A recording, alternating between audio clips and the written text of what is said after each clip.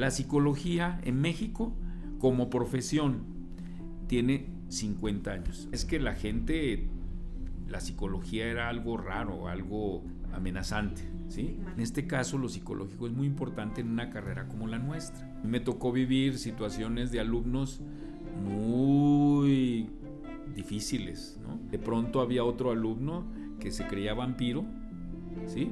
Y mordió a 2 o 3 compañeros. Recuerdo a una alumna muy buena estudiante, excelente estudiante, pero fue tan estresante vivir los problemas de los pacientes que tuvo un brote psicótico, ¿no?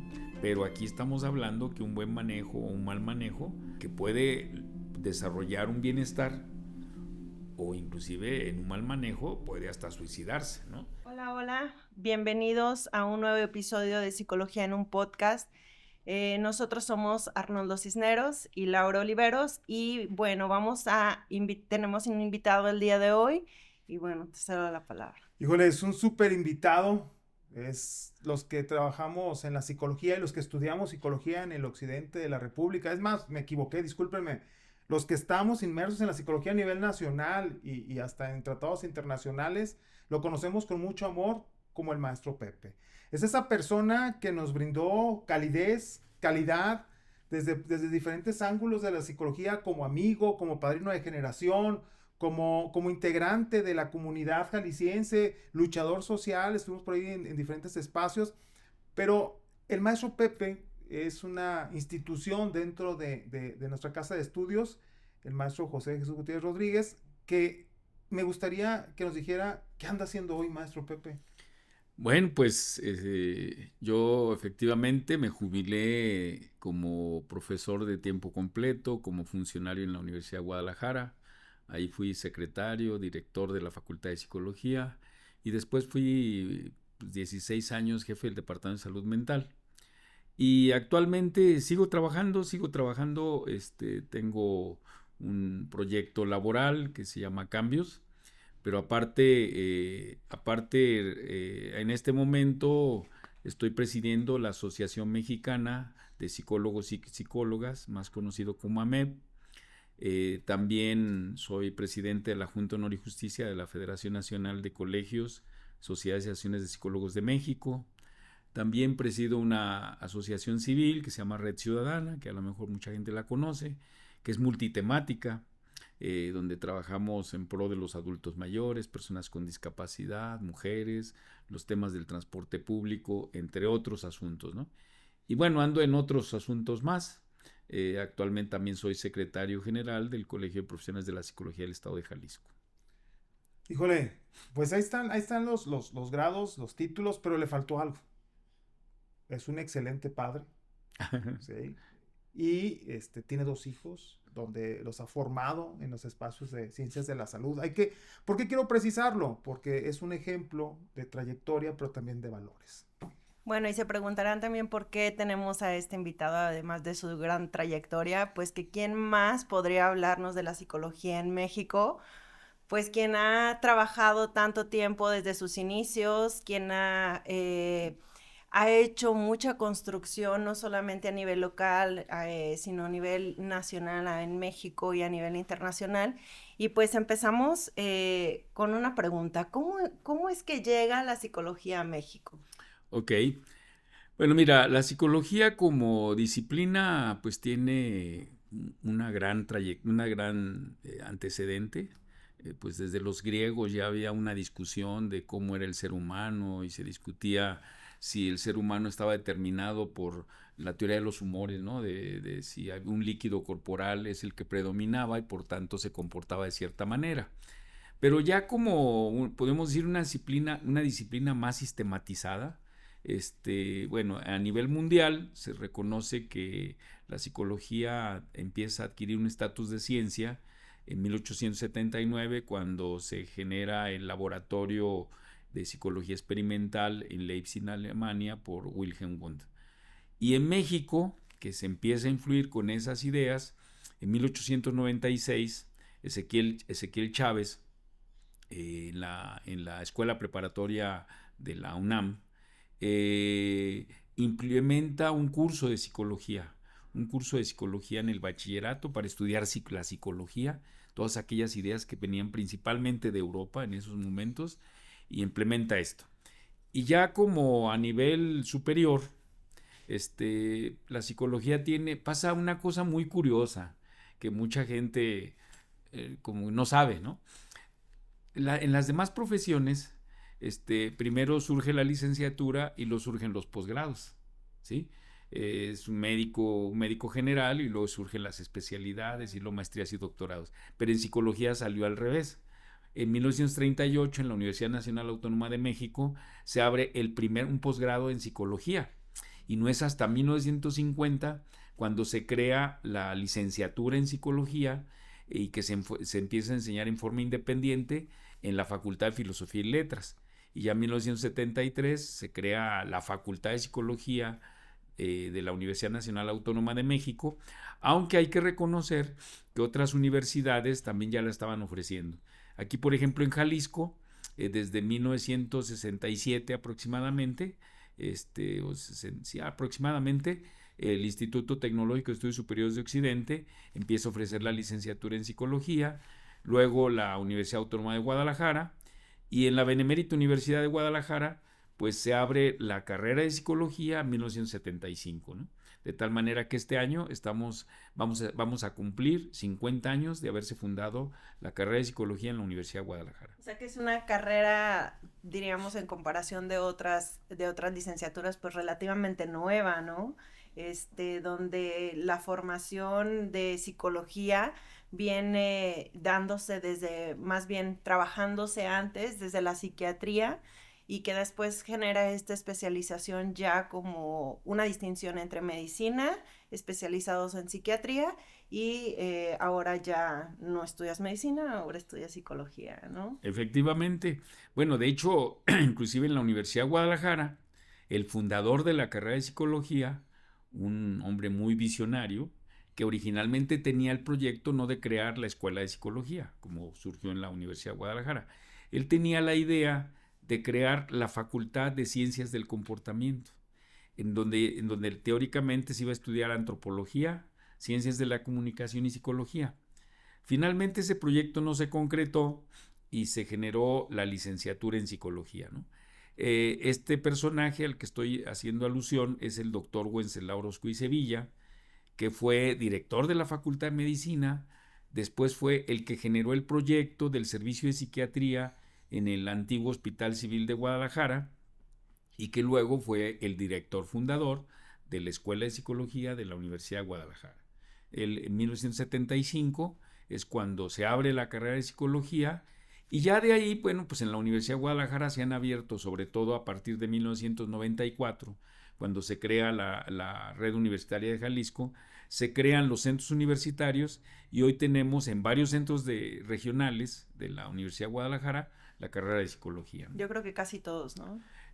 Más o menos están en 9 o 10 centros universitarios, ¿no? De los 16. Maestro 17. Pepe, y a ver, precisando para que a nuestra audiencia le quede claro, ¿cuáles fueron entonces las primeras instituciones en las que se impartió psicología en el occidente de nuestra república y en la república como tal?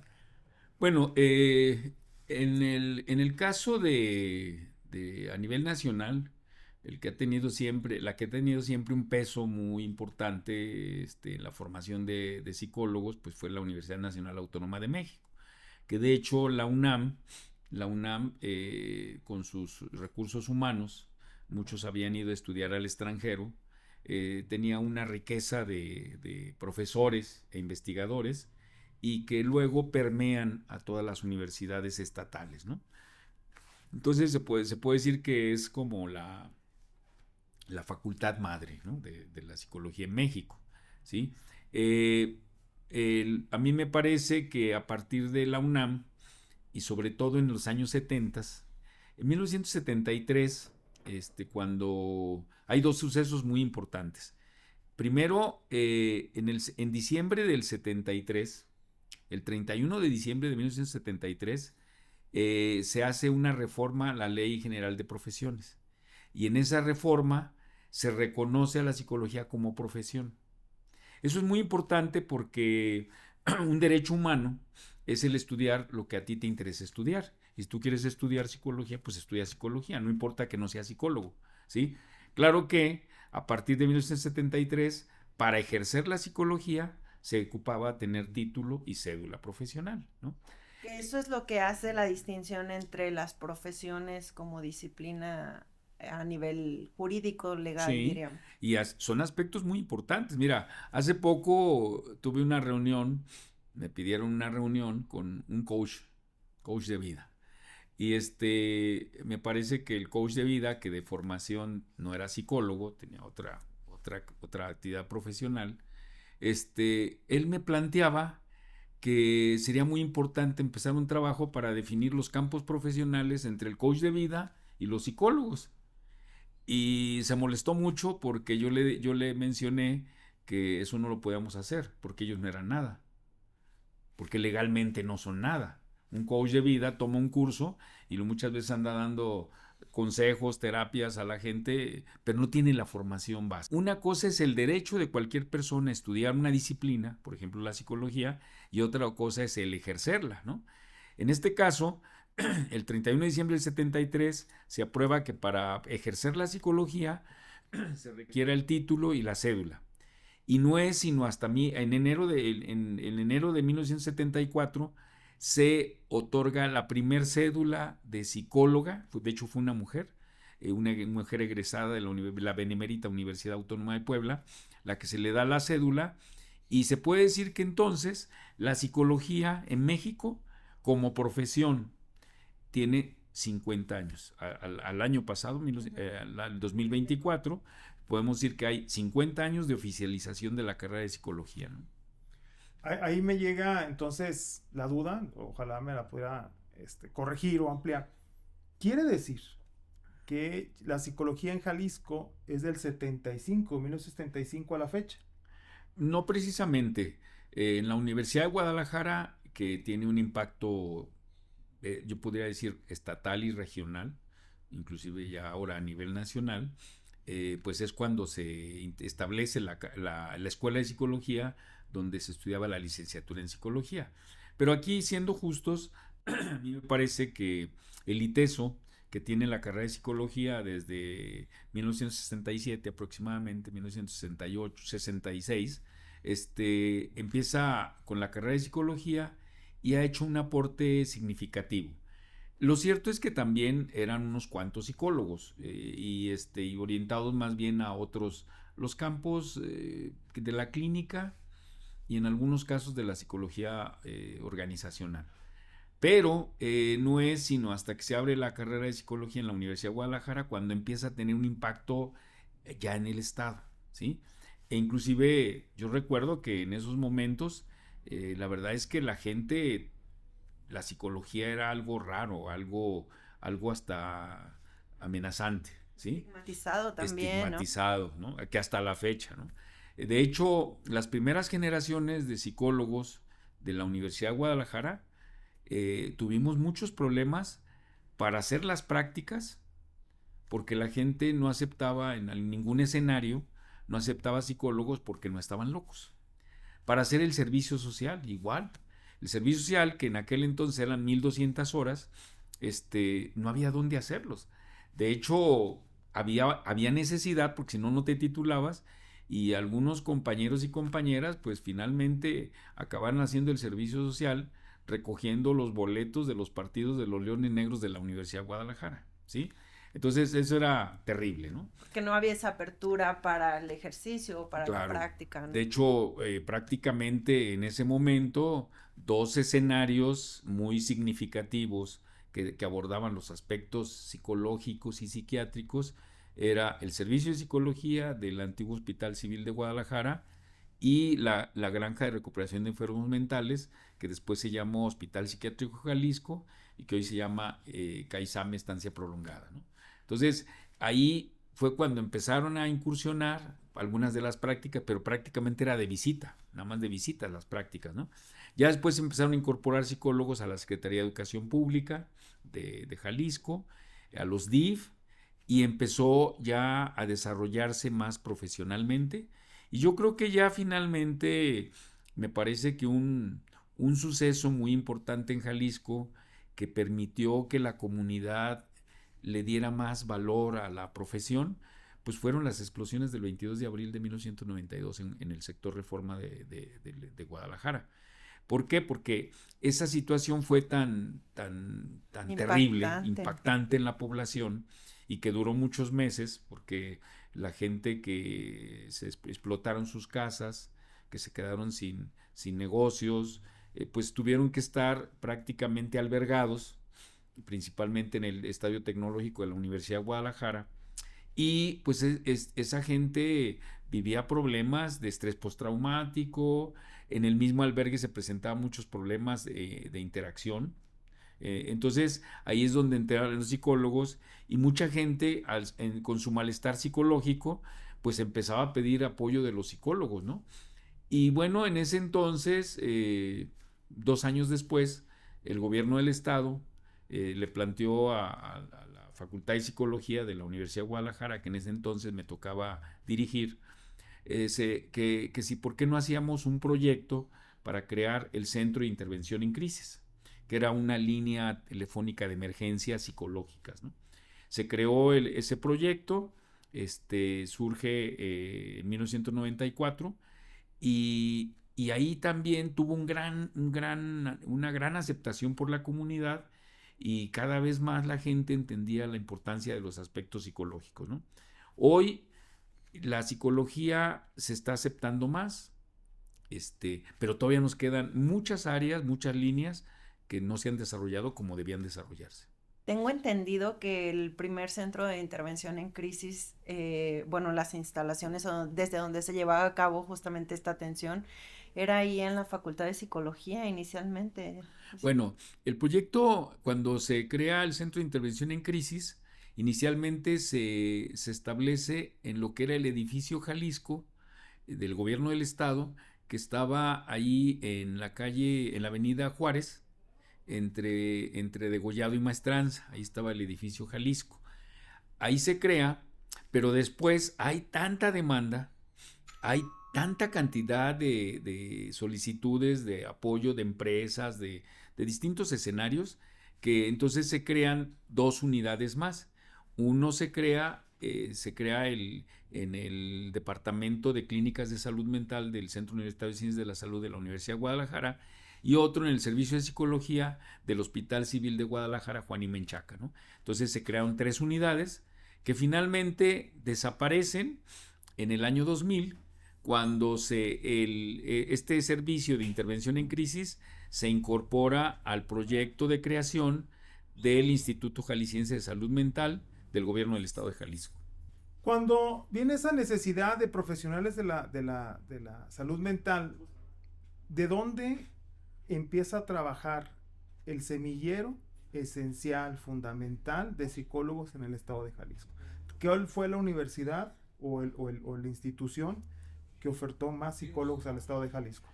No, indudablemente la Universidad de Guadalajara. A mí me parece que la Universidad de Guadalajara ha tenido un impacto en el desarrollo de la profesión en Jalisco y a nivel nacional, muy significativo. Es más, yo me atrevería a decir que sumamente significativo. Si bien, por ejemplo, en la Universidad Nacional Autónoma de México, en los aspectos de investigación, de enseñanza, había sido pues la madre de la psicología, yo pues me atrevo a decir que en la Universidad de Guadalajara, en coordinación con el Colegio de Profesionales de la Psicología del Estado de Jalisco y la Sociedad de Egresados de la Licenciatura en Psicología de la Universidad de Guadalajara, son un detonante para la organización y la trascendencia social de nuestra profesión. Y esto lo digo porque en 1994, el 1 de enero del 94, se inicia lo que era el Tratado de Libre Comercio entre México, Estados Unidos y Canadá. En ese Tratado de Libre Comercio se tenía contemplado el libre tránsito de profesionistas en 9 disciplinas, en 9 áreas, ¿sí? Y entre ellos la psicología. Resulta que, pues entonces había que competir con psicólogos canadienses, psicólogos norteamericanos, y estamos hablando de los norteamericanos, que es la potencia más importante en el mundo de psicólogos, a través de la Asociación Psicológica Americana, que ahorita, por ejemplo, la APA tiene aproximadamente 200,000 miembros, inclusive no nomás de Estados Unidos, de todo el mundo.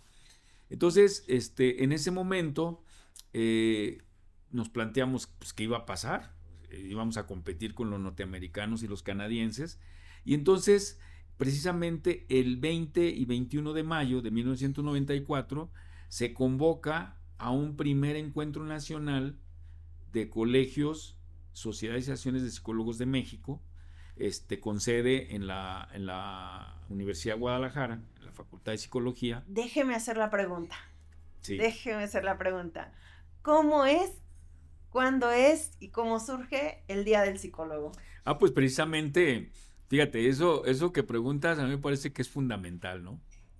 Porque precisamente el 20 y 21 de mayo de 1994, por primera vez en la historia de México, se reúnen colegios de distintas entidades del país a discutir qué vamos a hacer ante el Tratado de Libre Comercio. Se empieza a discutir y se empieza a ver que tenemos una serie de problemas profesionales de desempleo, de usurpadores charlatanes de la psicología, falta de conocimiento de la comunidad sobre los servicios que le pueden brindar los psicólogos, entre otros. Entonces se implementa este encuentro, luego queda inclusive es enriquecido con la invitación que hubo para, por ejemplo, el Colegio de Psicólogos de Barcelona, ¿sí? Que vinieron, y nosotros comparamos lo que teníamos en México con lo que estaban haciendo los de Barcelona, y pues nada que ver, ¿no? Entonces, hay tal preocupación que se convoca un segundo encuentro, un tercer encuentro, y para el tercer encuentro, perdón, para el cuarto encuentro, se constituye la Federación Nacional de Colegios, Sociedades y Asociaciones de Psicólogos de México el 18 de marzo de 1995 en Guadalajara, ¿sí? ¿Y qué es la federación? Y entonces esta federación, que es el esfuerzo unificado de los colegios, sociedades y asociaciones de psicólogos de México, de distintas entidades, ¿sí? Aquí, desde 1994, los colegas de Jalisco estábamos planteando la necesidad de crear el Día Nacional del Psicólogo, ¿sí? ¿Por qué? Pues porque ocupaba algo que nos diera identidad, que nos permitiera un espacio para proyectar en la comunidad los servicios que les podíamos brindar a la comunidad, entre otras cosas, ¿sí? Promover el empleo. Y entonces el problema fue para acordar qué día. No podía ser el día que nació Sigmund Freud, porque los conductistas brincarían, ¿no? No podía ser un día significativo con Carl Rogers o el humanismo, porque los piagetanos brincarían, ¿sí? Lo que ocupábamos era algo que nos unificara, no que nos dividiera. Entonces acordamos que fuera la fecha que se expidió el primer título de psicólogo, ¿no? Acudimos a la Dirección de Profesiones de la Secretaría de Educación Pública a nivel federal y solicitamos la información, y después de 6 meses no nos la pudieron dar. Entonces a los 6 meses dijimos, oye, pues ¿cómo que no? Pues entonces la fecha de la primer cédula, hoy ya la sabemos, pero en aquel entonces no la pudieron dar tampoco, porque lo traían extraviado, ¿no? La información. Después de un año, en la ciudad de Cuernavaca, Morelos, los de FENAPSIME, estoy hablando de 1996, dijimos, oye, no es posible que un año haya pasado y no nos podamos poner de acuerdo, porque no nos dan las fechas. Y entonces en algo que precisamente Arnoldo preguntaba, algo que es muy importante, es el reconocimiento de los colegios de las distintas entidades del país que propusieron que la fecha del Día Nacional de las y los Psicólogos fuera el primer día que los psicólogos de Jalisco invitamos a los psicólogos de las demás entidades a platicar y acordar sobre los problemas de nuestra profesión. Por eso quedó el 20 de mayo, ¿sí? Como Día Nacional del Psicólogo, que se aprobó formalmente en marzo de 1996 y que por primera vez a nivel nacional se celebró el 20 de mayo de 1996. Entonces, a partir de 1996, cada año, el 20 de mayo se conmemora el Día Nacional. En aquel entonces era de los psicólogos. Hoy se está haciendo un replanteamiento por aquello de la perspectiva de género, que es el Día Nacional de las y los psicólogos. Precisando ahí, maestro, a ver, y para que nos quede claro, para no perdernos.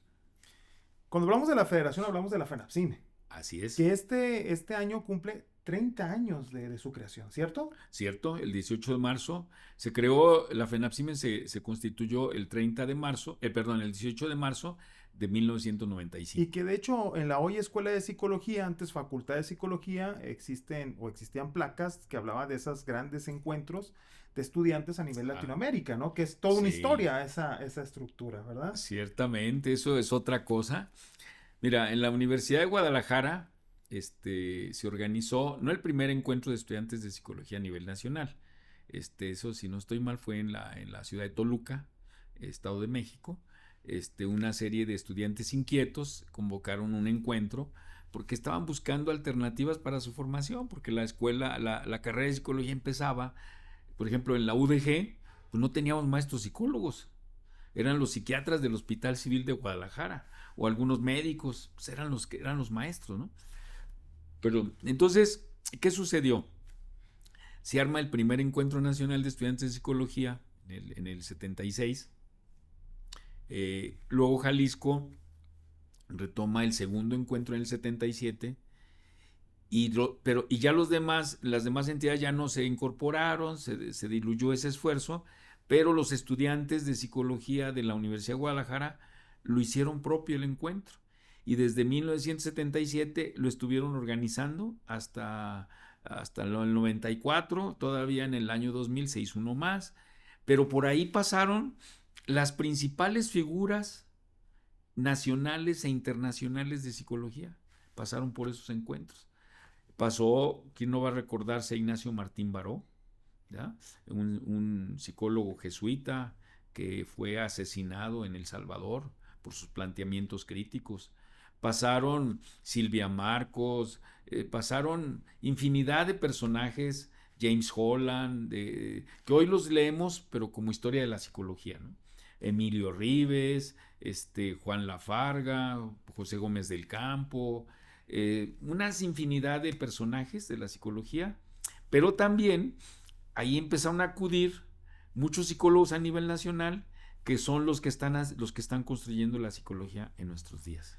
Y que de hecho está de paso, si ustedes revisan esas historias, son temas que hoy son punta de lanza a nivel nacional. ¿Cómo podemos hacer temas de la diversidad? ¿Sí? Que fueron los primeros escenarios después de esas represiones tan fuertes que había en los estados, donde tenemos esa información como de la psicología jurídica y forense, esos debates que se hacían en ese auditorio Wenceslao Orozco y Sevilla, que no es una cosa nueva, siempre fue una dinámica de discusión y planteamientos desde el punto de vista humanista y desde el punto de vista jurídico. Y bueno, ¿qué más decirle? Pero viene otra pregunta, otra duda. ¿Por qué entonces hoy en día en las escuelas, que dicho está de paso, manejamos el Código Nacional de Ética de la FENAPSIME, creado por la FENAPSIME, que hoy lo vemos en las escuelas, en ese pequeño libro y que es conocido a nivel internacional? Pero ¿por qué hoy está la discusión que el 20 de mayo fue creado y aprobado por los diputados de Jalisco en pasadas legislaturas? ¿Cuál fue entonces la incertidumbre o cuál fue el acuerdo? No entiendo ese punto. No, bueno, lo que pasa es que en el 96 nosotros teníamos claro que la fecha la acordamos nosotros, era del gremio, ¿sí? Y el objetivo del Día Nacional lo teníamos teníamos 4 objetivos para la conmemoración de esa fecha, que era promoción del empleo para las y los psicólogos, la denuncia de los charlatanes y usurpadores de la profesión, el darle a conocer a la comunidad todos los servicios que los psicólogos le pueden ofrecer a la gente, y finalmente que fuera un espacio para reconocer los esfuerzos, los trabajos consistentes de las y los profesionales de la psicología en el país, ¿sí? Ese fue los 4 objetivos centrales. A nosotros nos quedaba claro que el Estado no tenía por qué legitimarnos el Día Nacional del Psicólogo. Nosotros somos los que decidimos cuándo lo conmemorábamos, ¿no? Ya después, a nivel de los diputados y a nivel del Congreso del Estado de Jalisco y la Cámara de Diputados en la Ciudad de México, pues ya después lo decretaron como Día Nacional de la Psicología. Que ese es algo muy importante. Se aprobó el Día Nacional de las y los psicólogos, ¿sí? Los diputados aprobaron el Día Nacional de la Psicología, cuando aquí no checa. La psicología es una disciplina, ¿sí? Acá era a los sujetos, a los actores, a los que están construyendo con su ejercicio profesional día a día la psicología, ¿no? Entonces, se conmemora en esa fecha, ¿sí? Yo creo que ahí sí hay que reconocer la FENAPSIME que nace aquí en Guadalajara con el concurso de compañeras y compañeros muy valiosos de todas las entidades, de muchas entidades del país, y efectivamente la FENAPSIME fue construyendo elementos muy importantes. Por ejemplo, en el 2013 se construye el Plan Nacional para el Desarrollo de la Profesión de las y los Psicólogos en México, 2013-2018. Ese instrumento, que no tiene ninguna otra profesión, es una guía para que los colegios, sociedades y asociaciones de psicólogos sepan qué es lo prioritario para trabajar. Y que coincidía con las administraciones federales, porque era el ámbito en el que había que trabajar para generar políticas públicas nacionales.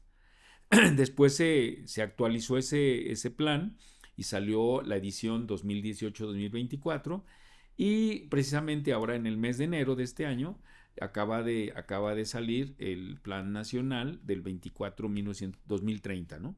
Entonces, también lo cierto es que si bien en México ya existía un código ético del psicólogo, ¿sí?, que fue construido por una asociación de psicólogos, nosotros necesitábamos un instrumento que todo mundo lo aceptara, que fuera construido con el esfuerzo de todos.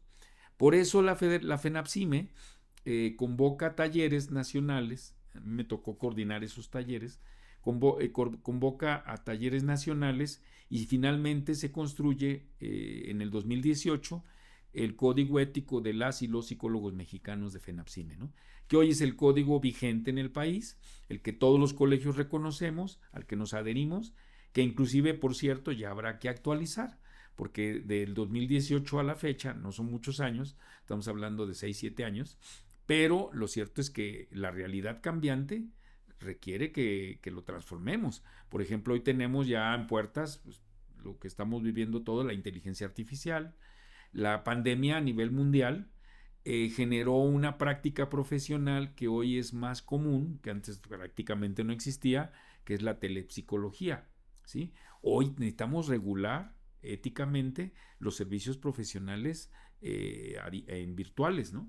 Entre otras cosas, ¿no? Creo que hay muchas cosas que se están presentando y que hay que ir actualizando ese código ético, ¿no?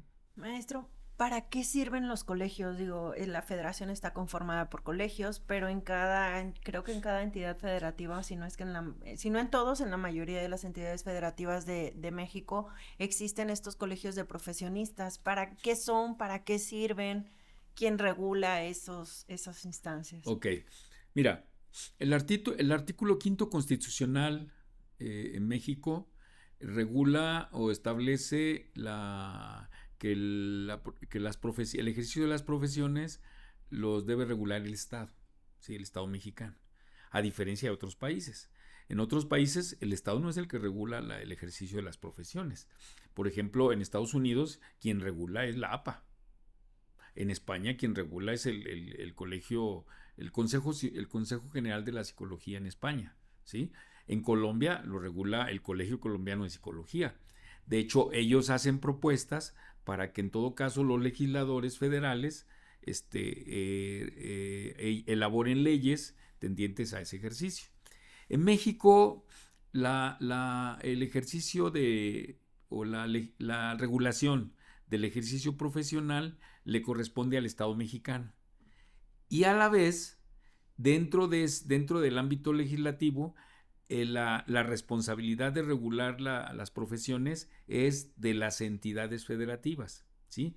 Lo que pasa es que en 1973, 74, hay un acuerdo nacional para que las entidades prácticamente renuncian a la regulación de las profesiones y se la conceden al gobierno federal. Pero esto se rompió prácticamente, estamos hablando de hace unos, ¿qué será? 8 o 10 años, ¿sí? Se rompe eso y los gobiernos de los estados ahora están retomando la responsabilidad de la regulación de las profesiones. Por eso, el estado es el que regula y lamentablemente los colegios, que se supone son la figura, podríamos decir, idónea para colaborar con el Estado mexicano al ejercicio de las profesiones, lo cierto es que hay una situación de mucha debilidad por parte de los colegios. ¿Qué implica esto? Lo que implica es que, si, por ejemplo, de esto depende que la colegiación en México no sea obligatoria, ¿sí? Que entonces muchos profesionistas, si se actualizan, qué bueno, y si no, no. Por ejemplo, hay una cédula que es la definitiva, que cuando te emiten esa cédula, con esa cédula puedes ejercer por siempre y para siempre y no hay condición ni siquiera de que te actualices, lo cual es sumamente riesgoso para los usuarios de los servicios profesionales, ¿sí? La regulación ética. El Estado mexicano no puede regular eso, no es ad hoc para ello, ¿no? Lo deben regular los colegios, pero a la vez, como no es obligado la colegiación, entonces yo estimo que hay profesiones que cuando mucho tienen el 5, el 6% de los profesionistas de su disciplina agremiados, ¿no? Entonces cada quien anda a la libre, que de hecho ese fue uno de los problemas que detectaron las autoridades norteamericanas y canadienses para que finalmente, a pesar de que estaba contemplado en el Tratado de Libre Comercio, no aceptaron que los profesionistas mexicanos, que hubiera intercambio de los profesiones entre Canadá, Estados Unidos y México, ¿no? Hablando de la psicología. No, en general. De la medicina, de ninguna profesión te implica el ejercicio en otros países. Y ahí me lleva a otra preocupación y a la siguiente pregunta. ¿Cuántos programas educativos hay en Jalisco? Hablando en Jalisco, sí, porque si vamos a nivel nacional, hablando en Jalisco, ¿cuántos programas de psicología se encuentran acreditados? Si usted se acuerda de cómo funciona. Mira, no tengo la cifra exacta, más o menos déjame contextualizar. Uh-huh. En 1976-77 nada más había 17 escuelas de psicología, uh-huh. ¿Sí? A nivel nacional, ¿sí?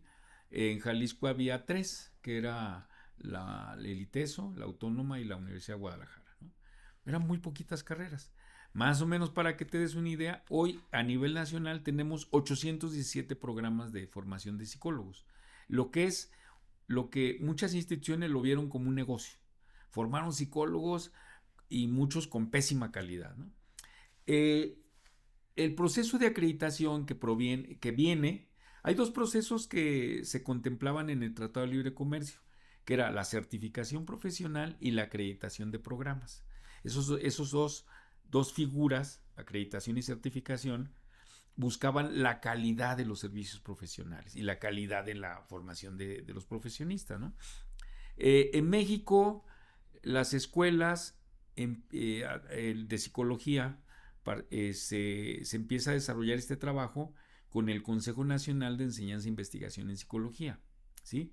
Ese consejo está integrado más o menos por 110 escuelas de psicología de las 817, ¿sí? Y si nos vamos a la acreditación primero, ¿qué es la acreditación? La acreditación es un programa de evaluación de la calidad de los procesos de formación de los psicólogos, de las y los psicólogos, ¿sí?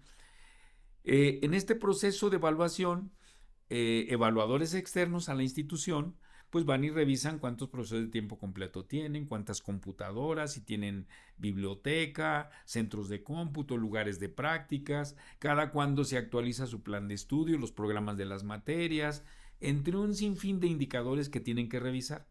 ¿Para qué? Para ver si cumplen los estándares mínimos de calidad en la formación de psicólogos, ¿no? Bien, de los 817 programas de formación de psicólogos que hay en México, solamente el 10%, te estoy hablando de 80 programas, están acreditados. Quiere decir que más de 700 programas de formación de psicólogos pueden tener una formación muy cuestionable de cómo están formando a los psicólogos, ¿no? Me parece que esa es una dejadez del Estado mexicano, ¿sí? Porque hoy encontramos que hay escuelas que te están formando como psicólogo en un año. No es posible eso. En un año no van a formar un buen psicólogo. Y ahí lo que a mí me parece una irresponsabilidad del gobierno federal y de los gobiernos estatales, porque lo que estamos haciendo es que le validan a un sujeto el que ejerza una profesión y finalmente si la profesión le ejerce mal, el perjudicado va a ser el usuario, el ciudadano, va a ser el afectado. Y entonces, ¿qué tendría que conocer, qué tendría que vigilar una persona que quiere estudiar psicología? Bueno, yo creo que en este caso, Como me para pa- elegir su escuela, diríamos. un estudiante inteligente, sí es importante que conozca las instalaciones, el plan de estudios, pero algo que no se le debía pasar es checar dos cosas. Primero, si esa universidad a la que aspira a entrar tiene REVOE, que es un registro de validez de los estudios que van a realizar, porque hay escuelas que no lo tienen y entonces fraudulean a los jóvenes que quieren estudiar, ¿no? Tienen que revisar si tiene el REVOE, ¿sí? Y segundo, tiene que revisar si su programa al que aspira a entrar está acreditado nacionalmente. Hoy tenemos inclusive escuelas que están acreditadas nacional e internacionalmente. Por ejemplo, es el caso de la licenciatura en psicología del Centro Universitario de Ciencias de la Salud de la Universidad de Guadalajara, que tiene los dos acreditaciones, la nacional y la internacional. Si están acreditados el programa de estudios al que quiere entrar, quiere decir que le están garantizando un mínimo de calidad en su formación, ¿sí? Eso es algo fundamental, porque luego ya después vendrá otro problema, pero eso ya le corresponde al usuario, checar qué características debe tener un profesional de la psicología para que le asegure que la calidad de los servicios que le va a vender sean los adecuados para lo que lo está contratando.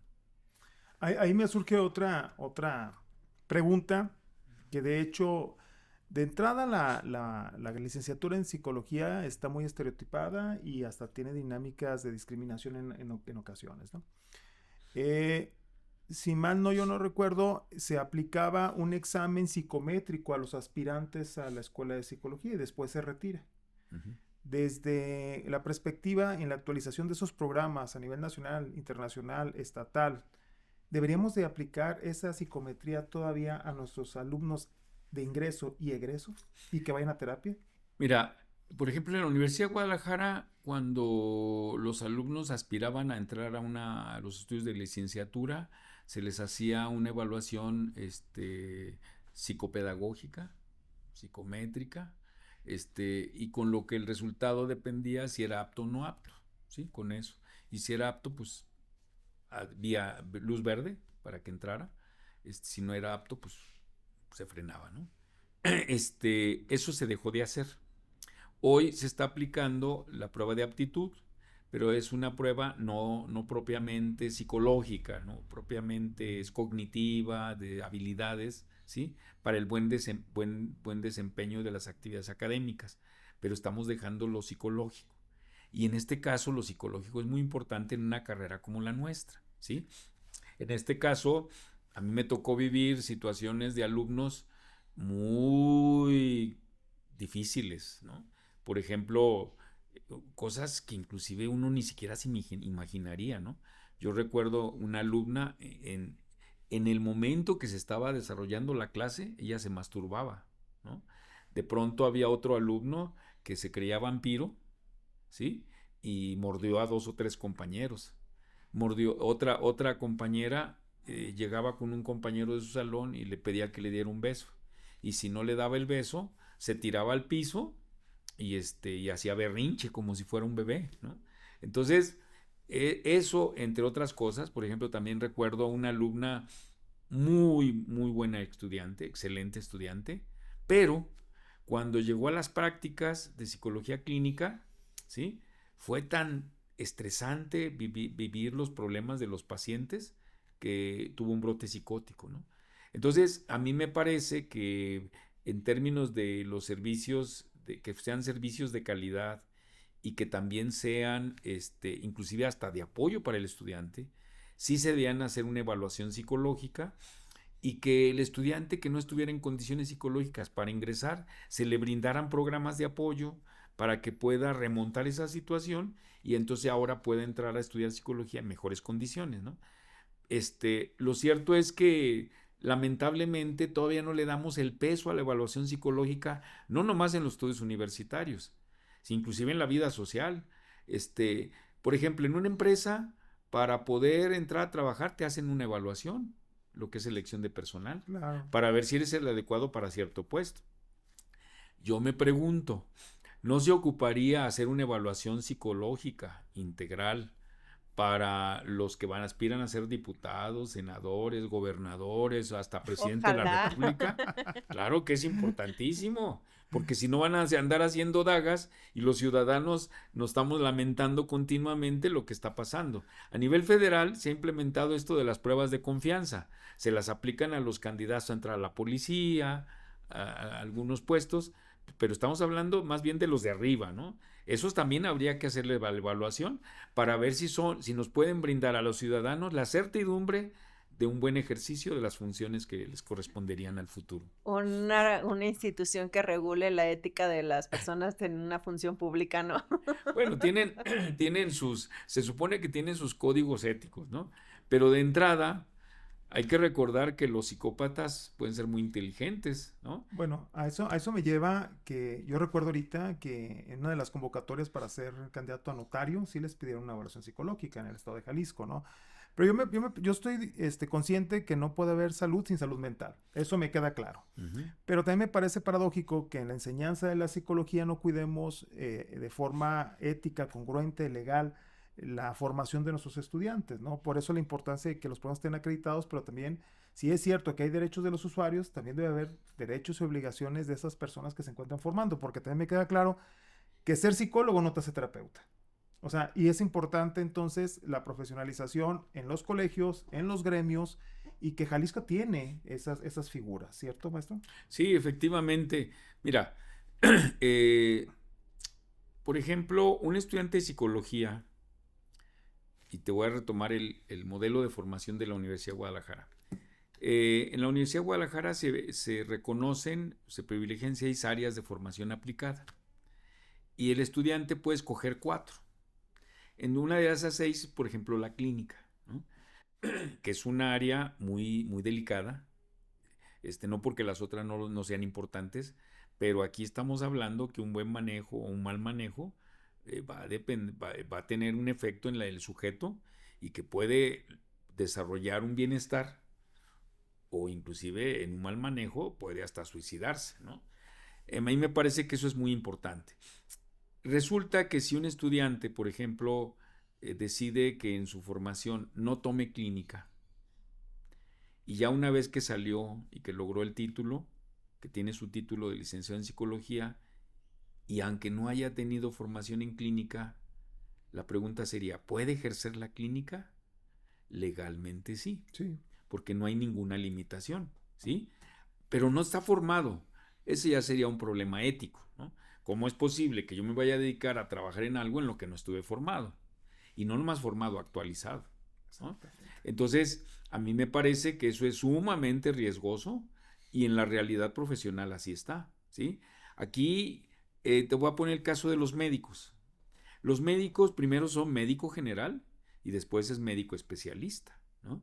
Eso me parece. Y luego además, para ser médico general, algo que yo cuestiono mucho de la cultura médica, pero también reconozco cosas que son muy valiosas de la cultura de los médicos, ¿no? Por ejemplo, el médico en octavo semestre hace el preinternado, y luego en 9º y 10º semestre hace el internado, y luego después tiene un año de servicio social, y esos 2 años y medio, ¿sí?, tiene que ir directamente al campo, y se supone que está supervisado por los médicos adscritos y los médicos residentes, y lo están supervisando, lo están checando, a veces no en las mejores condiciones, pero están checando. Entonces el médico va adquiriendo una experiencia que le va a permitir, pues, ser más eficaz en su trabajo, ¿no? Acá en psicología, a mí me parece que en algunas escuelas ha habido un retroceso.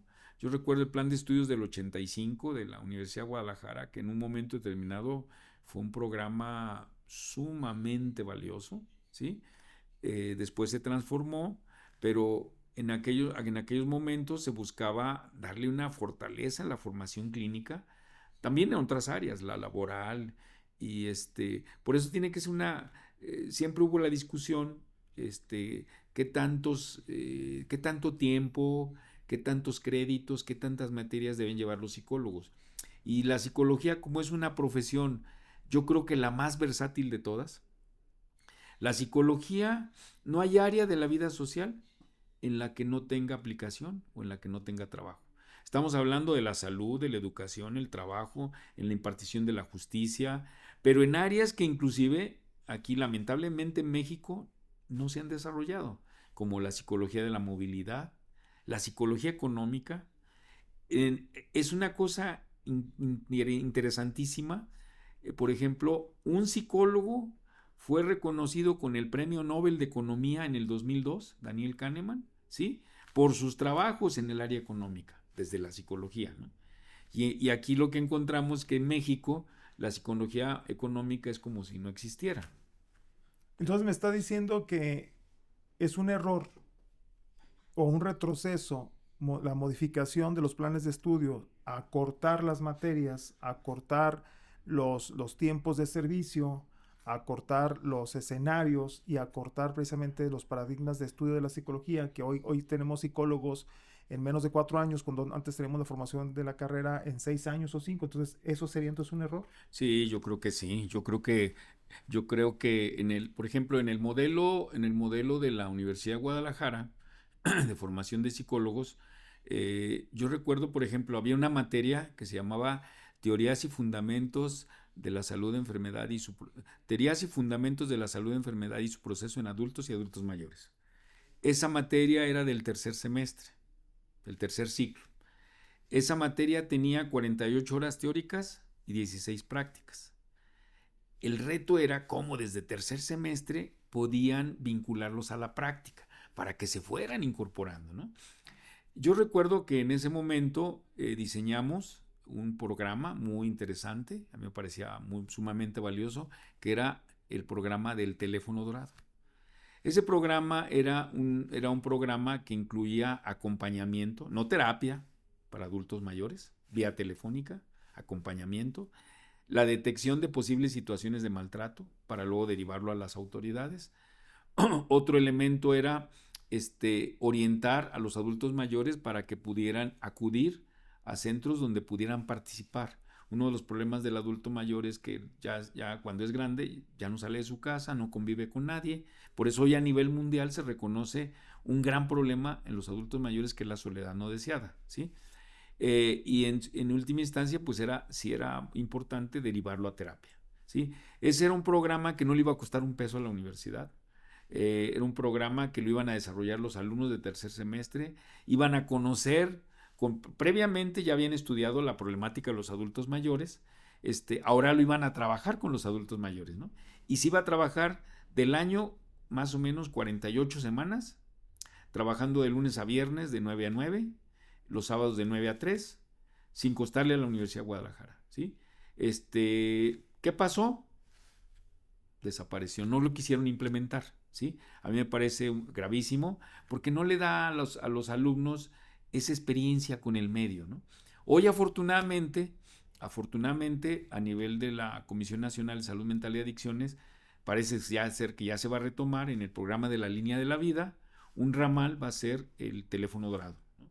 Y eso me parece que va a ser una buena noticia para los adultos mayores de México, porque entonces ellos desde su casa, sin salir de su casa, pueden hablar y pueden estar asesorándose, apoyándose con un con un psicólogo, una psicóloga, ¿sí? No para que le den terapia, para hacerlo acompañamiento. Y en su momento, pues sí canalizarlo a un terapeuta. 2025, 50 años de la oficialización de la psicología en México. ¿Cómo la visualiza? ¿Qué es lo que piensa que viene? ¿Qué es lo que sigue para la psicología en México? Bueno, yo estoy convencido que la dinámica interna, yo la respeto mucho, de la Universidad Pública y Privada de México. En este caso, si estamos hablando de los 50 años en la Universidad de Guadalajara, yo creo que para la universidad debía ser un momento muy importante para la reflexión, para la revisión de cómo se están formando los psicólogos, de cuáles son las debilidades, las fortalezas, un momento de reflexión, ¿no? A mí me parece, eso pues deberá ser una dinámica interna de la institución, que me parece que si se tiene una visión importante, ¿sí? Debe convocar a sus egresados para poder hacer una revisión con lo que están viviendo los egresados fuera. A mí me parece que ahí en este caso va a ser muy importante el trabajo que precisamente haga el maestro Arnoldo Cisneros, porque él está a unos días de tomar la posesión de la presidencia de la Sociedad de Egresados de la Licenciatura en Psicología de la Universidad de Guadalajara, y eso va a ser muy importante porque entonces los egresados tendremos que hacer una revisión, una reflexión de qué ha faltado, cómo hemos ido, ¿sí? Podemos ver qué le podemos aportar a la universidad desde nuestras trincheras profesionales, ¿sí? Y en última instancia, pues sí, hacer un trabajo con los egresados de la Universidad de Guadalajara para fortalecerlos en beneficio de los propios egresados y de las y los ciudadanos de México y de Jalisco. Y para la psicología, para terminar, así como, ¿qué es lo que se imagina? ¿Qué es lo que visualiza? ¿Qué es lo que...? Yo creo que deben venir muchas áreas de oportunidad aquí. Lo que me preocupa es que a veces pareciera que estamos dormidos. A mí me parece, por ejemplo, hoy en día que la psicología no esté presente en las políticas públicas en un problema tan grave, por ejemplo, como la movilidad, donde estamos viendo que hay personas que se matan porque se les atravesó un coche, o que la gente está desarrollando grandes problemas de estrés, de ansiedad, porque se le hace tarde, hay accidentes. O las autoridades, por ejemplo, en México le han apostado mucho para la prevención de accidentes al consumo del alcohol. Por eso hay muchos operativos a nivel nacional. En Jalisco está el operativo Salvando Vidas, que te detectan qué cantidad de consumo de alcohol traes, y si no te pueden sancionar, ¿no? Pero a mí me parece que ese programa me parece que es interesante, pero está corto, es un programa muy limitado. Por ejemplo, si los chavos, aquí hay antecedentes, por ejemplo, los jóvenes, la tercera o cuarta causa a nivel mundial de las muertes de los jóvenes son los accidentes viales, ¿sí? Entonces, sí, el alcohol y las drogas es importante contenerlos, ¿verdad? Pero hay otro elemento que lo hemos discutido con el actual secretario de Transporte, Diego Monraz, lo hemos discutido, pero no lo han querido tomar en cuenta. Por ejemplo, la gente los fines de semana se va a la fiesta, ¿sí? Si entre semanas se duerme, qué sé yo, a las 11, 12 de la noche, está bien, ¿no? Pero cuando se va de fiesta, pues a lo mejor van a llegar a su casa a las 2, 3, 4 o 5 de la mañana, ¿no? Ya rompió el ritmo del descanso. Lo que se ha comprobado con investigación es que cuando tú tienes 17 horas sin descansar, ¿sí? Si tienes 17 horas sin descansar, es como si anduvieras alcoholizado. Proclive para los accidentes viales, ¿sí? Entonces, la cuestión del estrés. En el caso de los operadores del transporte público y federal, camiones de carga, ¿sí? Es una cosa evidente como muchos operadores del transporte para poder resistir largas jornadas de conducción consumen drogas, ¿sí? Entonces son situaciones que, o no duermen, para no dormirse, ¿no? Entonces son situaciones que tenemos que atender. Por eso yo lamento mucho que estas áreas no se hayan desarrollado, pero yo creo que lo que tú dices hay que desarrollarlo. O por ejemplo también hay otras áreas que hay que reforzar. Yo no justifico de ninguna manera el que no existan cuando menos 2 o 3 psicólogos por turno, por escuela, en todas las escuelas de educación básica del país. Tiene que haber psicólogos, ¿sí? Hoy, hoy los chicos se nos están suicidando, son víctimas del acoso escolar, están teniendo una serie de problemas, se están incorporando al consumo de drogas y ahí teníamos que estar los psicólogos, ¿no? Pero, por ejemplo, en Jalisco, donde tenemos casi 13,000 escuelas de educación básica y tenemos menos de 700 psicólogos, donde entonces más o menos tocaría como 18 escuelas por psicólogo. Pues eso es una burla. Imposible. ¿Dónde te podemos encontrar, Pepe? ¿En tus redes sociales, alguna oficina, algún número de teléfono que pueda quedar ubicado, grabado aquí en este podcast? ¿Cómo no? Por lo pronto me pueden seguir en el Face, José Gutiérrez. Luego también podemos invitar a que de los servicios que estamos brindando a través del Colegio de Profesionales de la Psicología del Estado de Jalisco, en el Centro de Servicios Psicológicos para la Comunidad, en Montes Apeninos 973, en la Colonia Independencia, a 2 cuadritas del Centro Universitario de Ciencias de la Salud de la UDG, a 2 cuadritas de la estación del macrobús de PUX, ¿sí? Yo creo que ahí estamos a su disposición. En el CESEPCO tenemos servicios psicológicos de 2 tipos: económicos, para que no haya pretexto para que puedan recibir el servicio, y profesionales, que son servicios ya con gente con posgrado, que está más preparada, más especializada, de acuerdo al problema de la persona, ¿no? Y también tenemos servicios psicoeducativos, servicios de neuropsicología, y próximamente vendrán más. Muy bien. Pues muchas gracias por acompañarnos. Muchas gracias, maestro Pepe, Gracias por estar aquí con nosotros compartiendo este tema. Los invitamos a seguirnos en nuestras redes sociales, Facebook, Instagram, TikTok y YouTube, Psicología en un Podcast. Y pues nos vemos en nuestro siguiente podcast. Hasta la próxima. Muchísimas gracias. Un abrazo.